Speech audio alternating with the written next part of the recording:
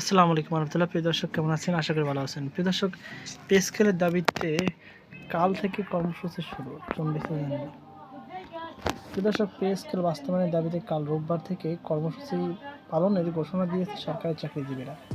শনিবার ৪ এপ্রিল বাংলাদেশ সরকারি কর্মকর্তা কর্মচারী কল্যাণ সমিতির আহ্বায়ক আব্দুল মালেক নিজের ফেসবুক অ্যাকাউন্টে দেওয়া এক স্ট্যাটাসে এ তথ্য জানান।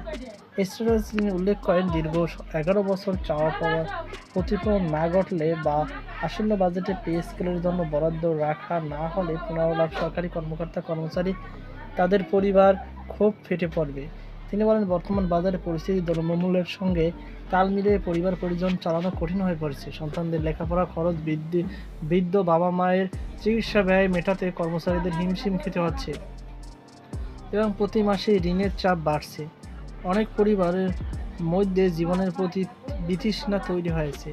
আব্দুল মালেক আরও বলেন, নেসেসিটি নোজ নো ল।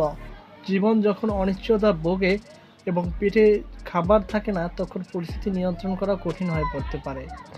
তিনি সতর্ক করে বলেন, এমন পরিস্থিতিতে প্রতিটি কর্মচারী ক্ষুধার্ত বাঘের মতো আচরণ করতেই পারে, যা সামাল দেওয়া কঠিন হয়ে যেতে পারে।